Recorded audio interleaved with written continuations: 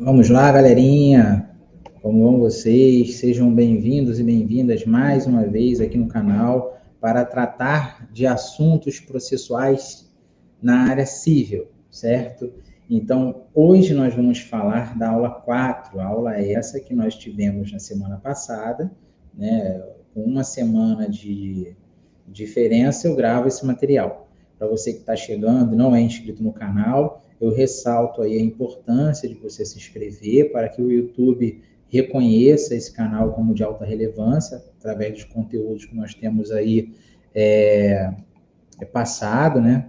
E que vocês compartilhem esse material com os amigos, inclusive que estão estudando para concurso, que estão se preparando na faculdade, porque é um material bem didático, é um material bem resumido na parte de execução e cumprimento de sentença, tá? Nesse momento, estou gravando aqui o podcast para poder subir também lá no canal de podcast do Spotify, encaminhar para vocês e facilitar o estudo quando estiver chegando a data da prova, né, da graduação e a prova de concurso, caso você esteja fazendo concurso, tá? Meu nome é Leonardo Antunes, para quem não me conhece, sou professor do curso de Direito e leciono na parte de Direito Processual Civil e Direito Civil.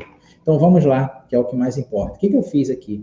Eu destaquei os artigos, né, que é bom comentar sobre a parte de execução em geral. Na aula passada, nós lemos os artigos, paramos, demos exemplos práticos, comentamos. E o material que vocês irão receber, o material que vocês que estudam comigo presencialmente, vão receber para avaliação, vai estar mais completo, vai estar com conteúdo mais teórico, e aqui a gente vai trazer e materializar isso no máximo, vamos tentar chegar a 20 minutos. Tá? Então, esses artigos eu vou comentar, não todos, que eu vou ler, não vou ler todos, mas a gente vai ler alguma coisa e vamos parando para ressaltar. O que é execução, né? Execução de uma forma geral para a doutrina, né? Um conjunto de providências que eu coloquei aí, pelas quais se invade a esfera patrimonial do devedor para satisfazer o credor mediante atos materiais, que é de invasão patrimonial, entregando-lhe o bem da vida, né? Deve-se destacar que toda execução é real, ou seja, é patrimonial. Assim, o devedor responde com seus bens perante suas obrigações, sendo estes bens presentes, né, que integram seu patrimônio no momento da execução e futuros. Aguarda-se para isso o prazo prescricional, que é o prazo de prescrição da obrigação. O que esse doutrinador quis nos dizer com relação à invasão à esfera patrimonial do devedor?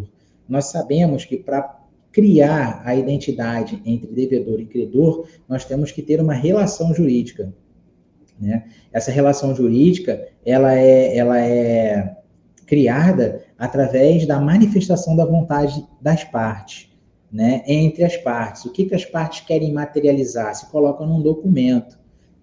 Bem dizer, né, trazendo como exemplo, um dos exemplos de título executivo extrajudicial, sendo um contrato, eu costumo trazer sempre o contrato de compra e venda, que fica mais visível para a gente.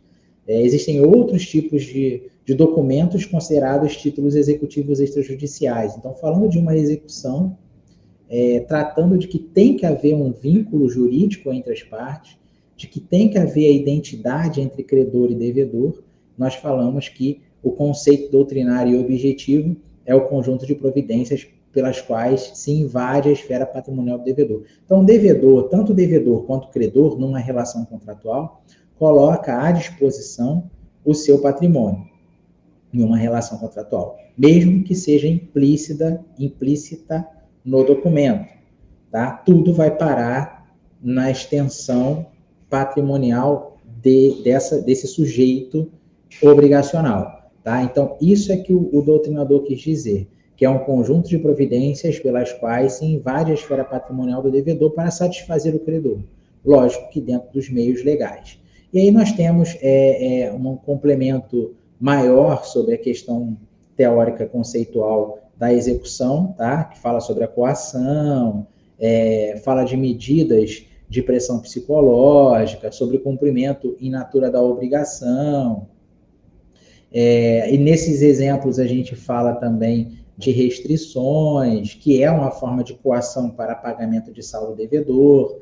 E se você não estiver entendendo sobre essa questão de coação, um exemplo que eu posso trazer e jogar aqui no ar para depois, quando chegar nessa parte da matéria, ficar mais simples de compreender, é quando chega no momento processual, onde o credor requer ao juízo que apreenda a carteira de habilitação do devedor, ou que apreenda o passaporte desse devedor, ou que impeça esse devedor de frequentar lazer, onde ele costuma a praticar algum esporte em algum clube, por exemplo. Então, são medidas de coação que é permitido ao Poder Judiciário através de um determinado dispositivo legal, que não é o nosso momento agora de falar sobre isso. O que eu quero trazer para vocês é que uma execução em geral, o conceito é esse que nós lemos agora, que nós podemos até trabalhar em cima disso que nós estudamos e criar um conceito dentro do que a doutrina nos permite, né? Nós podemos dizer, por exemplo, que a execução é a forma, é um meio de se buscar a satisfação da obrigação que o devedor havia se comprometido naquela relação contratual ou naquela relação bilateral, né? E sabendo ainda que a execução poderá atingir ao patrimônio desse devedor, visando a satisfação do credor. Então, acabamos agora de trazer um novo conceito doutrinário, um novo conceito de execução em geral, com base nesse conjunto de providências pelas quais se invade a esfera patrimonial do devedor para satisfazer o credor. Esse conceito que nós acabamos de ler, nós trabalhamos e trouxemos um novo conceito dentro do que é esperado pela doutrina e pela legislação de execução em geral. Então, não tem mistério, tá, pessoal? O que nós temos que entender basicamente da execução é que é um meio pelo qual o credor busca a satisfação, né, do objeto através de algo que possa restringir o direito ou que possa invadir o patrimônio do devedor. Então, a visão da execução é justamente a busca da concretização daquele objeto criado na manifestação entre as partes para trazer esse objeto e concretizar o objeto pretendido pelo credor. Então, esse é o papel de uma execução em geral. Lógico que futuramente a gente vai começar a traçar as espécies, vai começar a falar de diversas espécies de execução. Tá certo aí? Então, para começar, partes no processo de execução, partes da execução. Quem pode promover a execução? O artigo 778 nos traz: pode promover a execução forçada o credor a quem a lei confere o título executivo. Então, tem um rol de incisos e parágrafos que nos trazem, que nos apresentam quem pode ser parte num processo de execução, tá? De uma forma bem resumida. Nós podemos aqui já falar sobre o parágrafo 1º, podem promover a execução forçada ou nela prosseguir em sucessão ao exequente originário, o Ministério Público, por exemplo, nos casos previstos em lei, o espólio, os herdeiros, os sucessores do credor, sempre que, por morte deste, lhes for transmitido o direito resultante de um título executivo, o cessionário, o subrogado. Eu vou trazer o exemplo aqui do inciso 2, falando de espólio, falando de herdeiro ou sucessores do credor. Se eu tiver um caso, por exemplo, onde uma pessoa tem um contrato, vamos trazer aqui o contrato de compra e venda, que nesse contrato essa pessoa figura no polo ativo, figura como credor, e no meio da execução não, para a gente não confundir os conceitos, no meio do pagamento parcelado, onde o devedor está objetivando finalizar para quitar o teu saldo devedor e adquirir o seu bem imóvel, se o credor falece nesse meio tempo e o devedor, em razão do falecimento do credor, deixa de pagar, né, pensando, faleceu, não tenho a quem pagar, e não vou pagar, mas eu sei que ele tem 2 filhos, mas mesmo assim eu não vou procurar.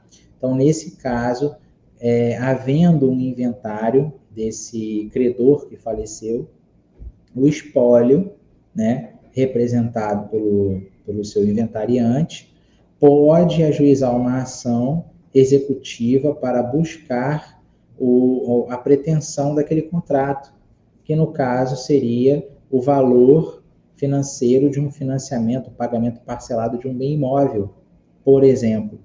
Tá certo, gente? Então, nós podemos identificar na questão de uma execução o espólio como parte, podendo figurar como parte de um processo executivo.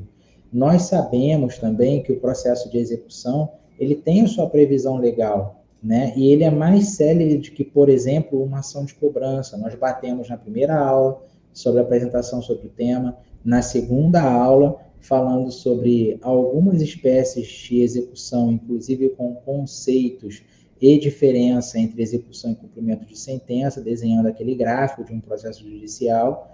E na terceira aula também batemos nessa tecla, e inclusive nós fizemos uma comparação de um título executivo extrajudicial assinado com testemunhas e um título executivo extrajudicial que não tem assinatura de testemunha, porque ele perde a força de execução, logo, ainda é um justo título que pode ser cobrado judicialmente, porém, ele não se enquadra dentro dos princípios de um processo executivo, de uma ação executiva, que é aquela mais célere, que é aquela que o devedor recebe a citação para pagar o débito em 3 dias, sob pena de penhora de bens.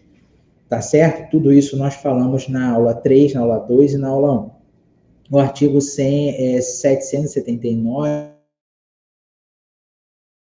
diz o seguinte: a execução pode ser promovida contra devedor, reconhecido como tal no título executivo. Então, não tem mistério para a gente identificar o polo passivo de uma ação executiva. Não tem mistério para a gente identificar quem vai ser o executado no processo executivo. Tá? De uma maneira geral, do que está previsto no nosso artigo 779 do CPC, é que todo aquele devedor ou toda aquela pessoa que se responsabiliza por um débito ou se responsabiliza pelo devedor, pode figurar no polo passivo de uma demanda executiva.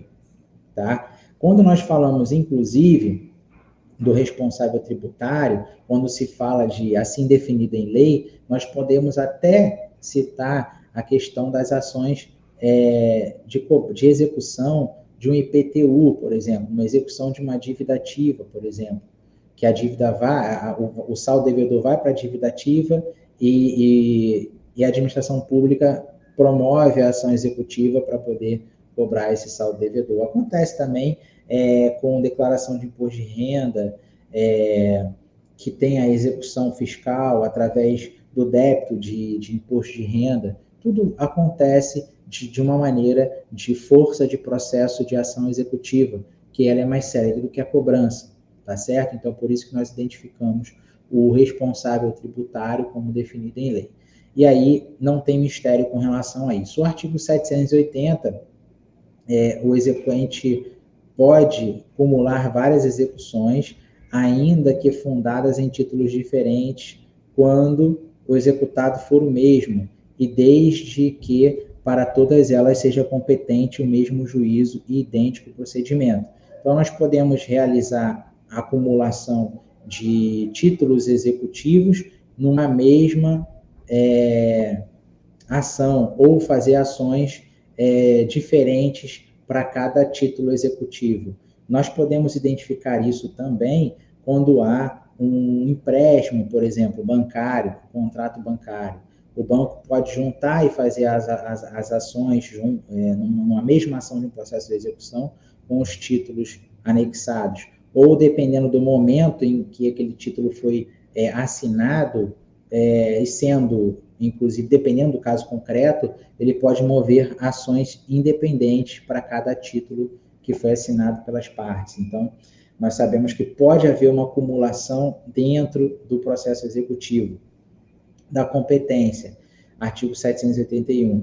A execução fundada em título extrajudicial será processada perante o juízo competente, observando o seguinte: A execução poderá ser proposta no foro do domicílio do executado, e aí, no foro do domicílio executado, no de eleição constante no título, ou ainda na situação dos bens a ela sujeitos. Eu parei nesse inciso 1 e eu comentei em sala de aula o seguinte, galera, seguinte, a importância do estudo do direito civil 1 está aí, dentro do artigo 781, inciso 1. Por quê? Quando nós estudamos direito civil 1, nós vimos ali domicílio, eleição, que não é a votação, não é o título de eleitor, não.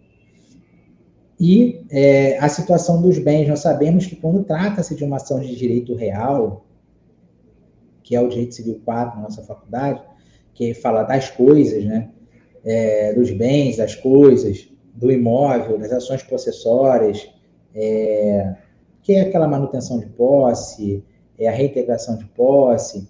Nós estamos falando de ações previstas no direito real, no direito das coisas.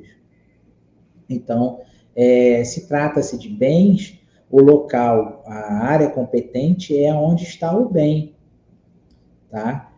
Se fala de eleição, quando no próprio contrato, onde gera o vínculo jurídico entre as partes, se elege em uma determinada cláusula qual é o foro competente para dirimir questões contratuais. Então, é permitido, na forma do estudo do Direito Civil 3, que as partes elejam um foro, que pode ser arbitral, que pode ser o Tribunal de Justiça daquela determinada comarca. Tá? E o domicílio do devedor, que é importante identificar o domicílio não só para litígios, como também a União, os estados, o Distrito Federal e os municípios têm interesse, a administração tem interesse no domicílio do cidadão, justamente para fazer as ações executivas fiscais. Então, o estudo do domicílio, da eleição e da situação do bem é importante para que possamos identificar onde nós vamos proceder à ação de execução. Tá certo? E aqui, complementando a questão do estudo de direito civil 1, tendo mais de um domicílio executado, poderá o demandante no foro de qualquer um deles, poderá optar o demandante pelo foro de qualquer um deles. Sendo incerto ou desconhecido o domicílio executado, a execução poderá ser proposta no lugar onde for encontrado ou no foro do domicílio do exequente. Então, tudo vai depender da relação contratual, da quantidade de domicílio que o executado tiver, e assim sucessivamente, e é a regra da lei, tá certo? Então, passando agora para o artigo 782, não dispondo a lei de modo diverso, o juiz determinará os atos executivos e o oficial de justiça os cumprirá. Tá? Nós explicamos em sala de aula sobre essa situação. Parágrafo 1º. O oficial de justiça poderá cumprir os atos executivos determinados pelo juiz também nas comarcas contíguas de fácil comunicação e nas que se situem na mesma região metropolitana, sempre que, para efetivar a execução, for necessário emprego de força policial, o juiz requisitará. Às vezes, o mandado de citação vai com autorização, já com autorização de força policial, se necessário. Então, é o oficial de justiça que vai julgar essa necessidade no momento em que ele comparecer no local. E eu expliquei na sala de aula o seguinte: o oficial de justiça, ele pode citar em primeiro momento o executado e falar o seguinte: o senhor está sendo citado em pagar a dívida de R$20 mil, por exemplo, em 3 dias sob pena de penhora. Retornarei no 4º dia. O oficial de justiça retorna. Tudo vai depender do que tiver escrito no mandado para o oficial de justiça cumprir. O oficial de justiça retorna no 4º dia e pergunta: o senhor pagou? Tem um comprovante de pagamento? Se ele falar que não, mas que vai providenciar amanhã, o oficial de justiça pode retornar no 5º dia, por exemplo, ou pode retornar no 6º dia, por exemplo, desde que ele oportunize esse pagamento. Tá? Isso na prática acontece. Tá? Já visualizei isso e acontece. E no caso que eu vivenciei profissionalmente falando, nos casos, né, que eu vivenciei profissionalmente falando, o devedor pagou. Então, ele não precisou penhorar. Mas eu já tive uma situação que, dentro dos 3 dias, o cliente não pagou, não tinha condições de pagar e ofereceu bens à penhora. Ele ofereceu.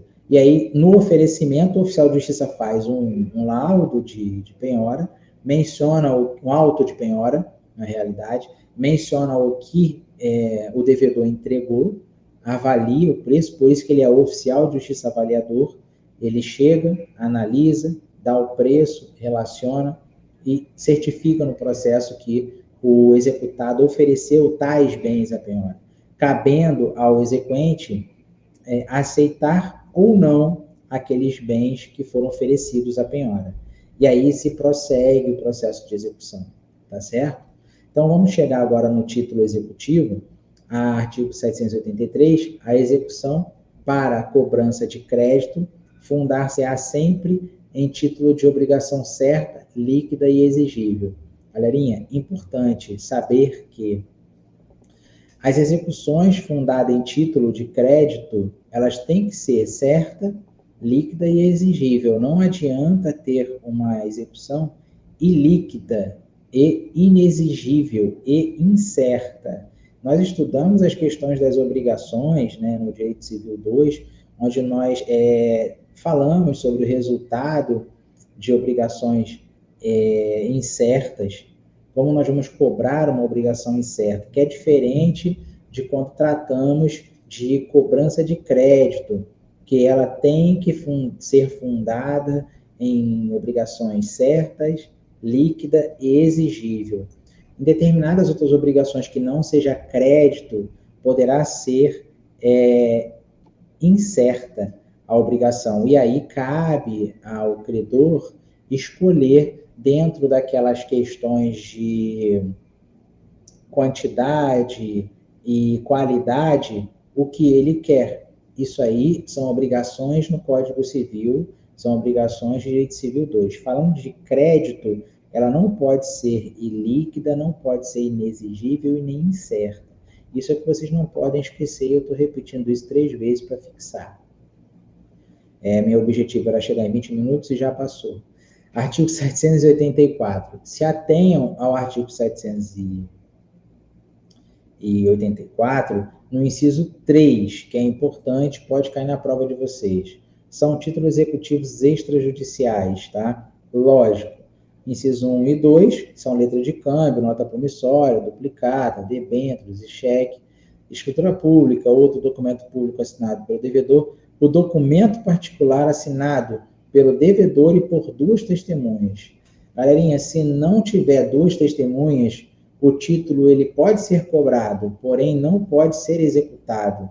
E aí nós entramos naquele exemplo que nós desenhamos em sala de aula. O processo judicial começa na petição inicial e termina na sentença. Se for cobrar um título que não tenha testemunha, é ação de cobrança onde o réu deverá apresentar contestação no prazo de 15 dias após a juntada do mandado nos autos. Ou na cobrança, se tiver audiência de conciliação, esse réu comparecerá à audiência de conciliação. Não tendo acordo, o prazo começa a contar de 15 dias. Já se esse contrato tiver vindo com assinatura de 3 testemunhas, 2 testemunhas, ou melhor, aí não. Ele é título executivo, ele vai ter força executiva, será feito um processo executivo, onde o executado receberá a citação para pagar o saldo devedor em 3 dias sob pena de execução, de penhora, sob pena de penhora, tá? Então, essa é a diferença entre assinar o título executivo, que no caso é um contrato, e não assinar o título executivo, que na verdade é um contrato, mas não vai ter força executiva porque não tem assinatura das testemunhas, beleza? Dei um salto agora, vamos parar no artigo 785. A existência do título executivo extrajudicial não impede a parte de optar pelo processo de conhecimento a fim de obter o título executivo judicial. Verdade. Eu conversei sobre um caso concreto que eu tive no escritório. Esse título executivo extrajudicial, eu não tinha assinatura das testemunhas. Eu tentei na execução, mas o juiz mandou adequar a petição inicial. Depois eu fiz a ação de cobrança, né, eu adequei para a cobrança, onde foi feito um acordo. E nesse acordo eu coloquei cláusulas que não estavam no contrato de compra e venda do imóvel. Eu coloquei, inclusive, uma cláusula no acordo onde, se não houvesse o pagamento comprometido pelo devedor, o imóvel poderia retornar para o seu proprietário e aquilo, seu antigo proprietário, pelo vendedor, e aquilo que foi pago até então seria convertido em perdas e danos. Então, eu criei cláusula nova no acordo e eu obtive um título executivo judicial, que foi o acordo. Então, se pode fazer isso desde que você não tenha, né, aquela assinatura de testemunha. E mesmo tendo uma assinatura de testemunha, para poder transformar o título com força executiva, eu posso buscar um título executivo judicial. Com a ação judicial, a ação executiva, eu posso obter um resultado, eu vou obter um resultado que seja satisfatório ou não, e aquele satisfatório ou não vai nascer um título executivo judicial. Beleza? Eu coloco aqui nessa figura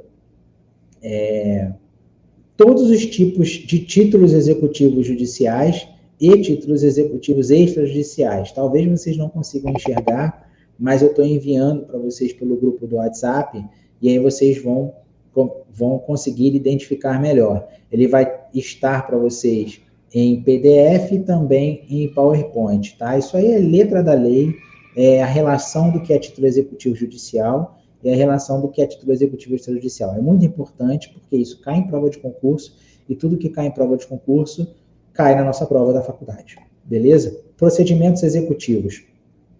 Procedimento executivo pode ser dividido e ainda em comum e especial, né? Ela pode ser dividida em comum e especial. O procedimento executivo comum é aquele cabível nos créditos em geral, enquanto o procedimento executivo especial é utilizado para a execução de alguns créditos específicos, tais como ação de alimentos e ação de execução fiscal. Então, eu tenho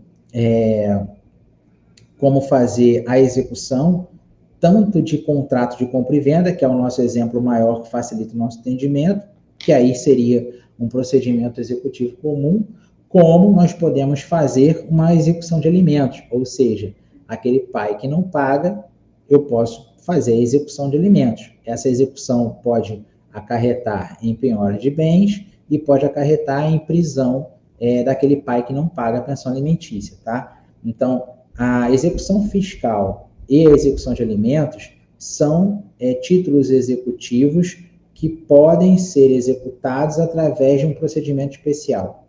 E um contrato de compra e venda, por exemplo, eu só vou poder executar através do procedimento executivo comum, beleza? Então, é importante a gente saber disso.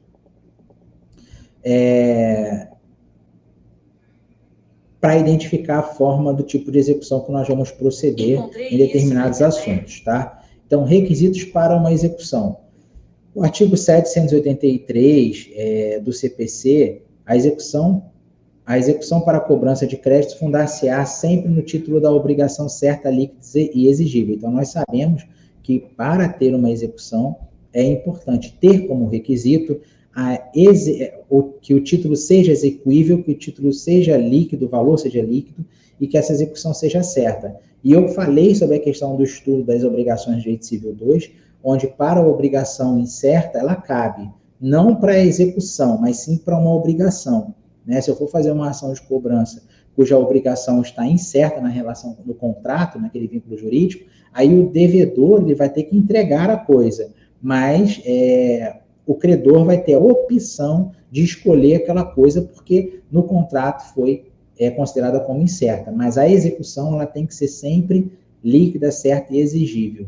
Aí eu coloco aqui, como por exemplo, ó, a partir desses dois artigos, o 783 e o 786, que fala que a execução pode ser instaurada no caso o devedor não satisfaça a obrigação certa, líquida e exigível, constituindo título executivo.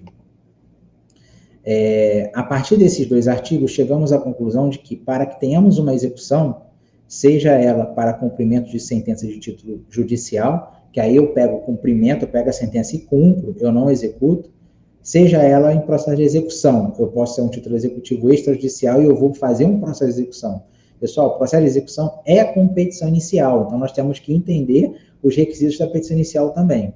Porque subsiste para títulos extrajudiciais dois requisitos que devem estar presentes. Que haja uma obrigação líquida, certa e exigível, e que essa obrigação esteja materializada em um título executivo. Então, Para fazer um processo de execução, eu tenho que ter uma petição inicial, eu tenho que criar todos os fatos e os fundamentos, comprovar com uma tabela e comprovar com o título. E aí eu faço o processo de execução. Então, essa obrigação ela tem que estar materializada no título. Se eu não tiver uma execução sem a materialização dela no título, eu não tenho uma execução. E se eu não cumprir os requisitos da petição inicial para esse processo executivo, eu também não tenho a execução. E como se trata de execução, ela tem que ser líquida, certa e exigível. Beleza? Exigibilidade da obrigação. A execução pode ser instaurada caso o devedor não satisfaça a obrigação certa, líquida e exigível, consubstanciada no título executivo. A necessidade simples de operação aritmética para apurar o crédito exequendo não retira a liquidez da obrigação do título.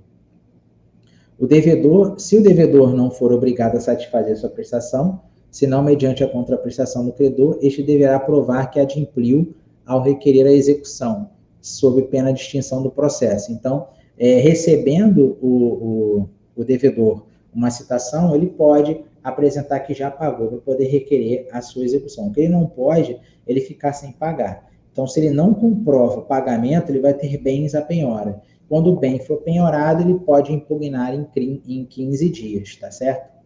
Responsabilidade patrimonial. Quando eu falo de responsabilidade patrimonial, nós já temos que ter em mente que esse tipo de responsabilidade, independente de constar no título, o credor ou o devedor vai responder com o seu patrimônio. O artigo 799 diz o seguinte: o devedor responde com todos os seus bens, presentes e futuros, para o cumprimento de suas obrigações. Como é que a gente vai identificar o devedor nessa relação? Salvo restrições estabelecidas em lei. Esse salvo restrições estabelecidas em lei, nós podemos dizer como um exemplo o bem de família, tá? Que ele é restringido e não é passível não pode ser penhorado. É protegido pela lei. Como é que eu identifico o devedor e o credor na relação obrigacional? É aquele que deve, é aquele que descumpre o que está previsto no contrato. Se eu tenho o credor, que é o vendedor, por exemplo, e o devedor, que é o comprador e está pagando parceladamente, se houver uma cláusula contratual que, ao pagar, o credor entrega a coisa, então, ao pagar, o devedor pagou, mas o credor não entregou a coisa, o credor passa a ser devedor na relação, e aí o devedor vai passar a ser credor quando ele vai poder executar o contrato para que o judiciário intervenha naquela relação e que force ao credor, que na verdade naquela ação vai virar o devedor, entregue a coisa, porque o objeto já foi quitado, o contrato já foi quitado. Então ele também tem responsabilidade. E se ele não entregar a coisa, dependendo do tipo da relação, ele pode responder com seu patrimônio. Pegaram a visão? Qualquer dúvida, vocês me mandem mensagem. É complicado falar assim, de repente alguém ter dúvida. Então, mandem mensagem. Eu vou colocar na descrição do vídeo o suporte para atendimento. Artigo 790. São sujeitos à execução de bens. Sucessor do título singular, tratando de execução fundada em direito real, obrigação persecutória do sócio nos termos da lei. Quando eu falo do sócio nos termos da lei, eu estou falando de desconsideração da personalidade jurídica. E aí eu cito aqui o artigo 133 do Código de Processo Civil, que fala sobre intervenção de terceiros. E cito também o artigo 50 do Código Civil, que prevê, é o único artigo que fala sobre desconsideração da personalidade jurídica no Código Civil. Tá? Então, quando eu falo de sócio, eu tenho uma relação contratual, se houver abuso da personalidade jurídica, ou seja, um desvio de finalidade, uma confusão patrimonial que venha a atingir a outra parte na relação contratual, qualquer parte no processo pode requerer, e a qualquer momento no processo, pode-se requerer a desconsideração da personalidade jurídica, ou seja, o objeto daquela relação vai sair entre pessoa e empresa, pessoa natural e pessoa jurídica, e vai recair sobre os bens dos sócios, tá? Ou do sócio.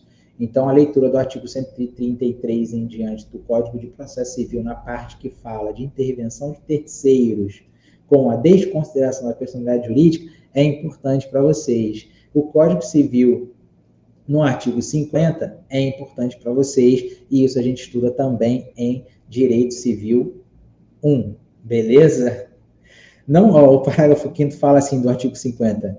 Não constitui desvio de finalidade a expansão ou alteração da finalidade original da atividade econômica específica da pessoa jurídica. O que quer dizer isso? Eu posso ter uma empresa que estou sofrendo execução, porém, eu vou vender essa empresa e vou mudar a qualificação jurídica dela para um grupo empresarial, por exemplo, no meio de um processo de execução. Não tem problema nenhum. Isso não vai ser configurado desvio de finalidade.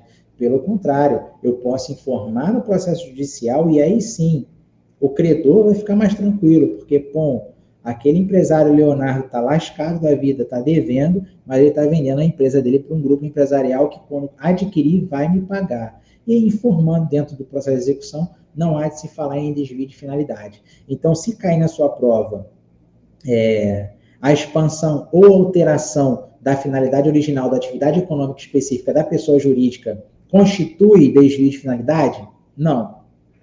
Tá? Não constitui, lógico. Nós estamos fazendo uma evolução, nós estamos fazendo uma alteração, e isso vai ter que ser informado no processo de execução, mas isso não é omitir bens, não é esconder bens, então não entra em desvio de finalidade. Desvio de finalidade seria se eu tiver a minha empresa, eu tiver um certo patrimônio na empresa, no CNPJ da empresa, eu começar a vender, ou começar a ocultar, ou transferir para o meu nome, pessoa natural, CPF, e aí eu elimino a possibilidade de busca, a possibilidade de penhora dos bens do patrimônio da empresa. Aí sim, é desvio de finalidade, e aí incorre em fraude à execução.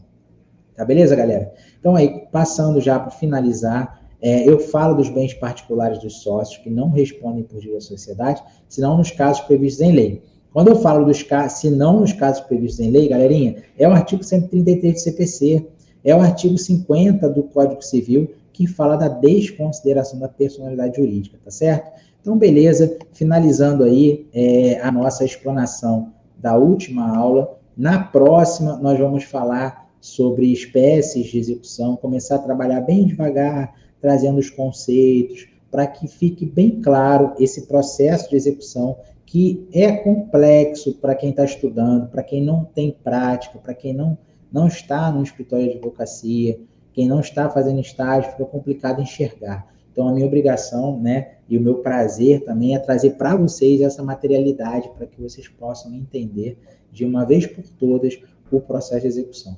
Beleza? Então, acompanhe aí os vídeos. Se você está inscrito no canal, acompanhe. Nós temos aula 1, 2, 3 e 4. Essa é a 4ª aula. E na próxima semana eu vou gravar a 5ª aula, que vai ser ministrada durante essa semana agora. Amanhã, bem dizer, eu já estou em sala falando sobre direito processual 3, civil 3, espécies de execução.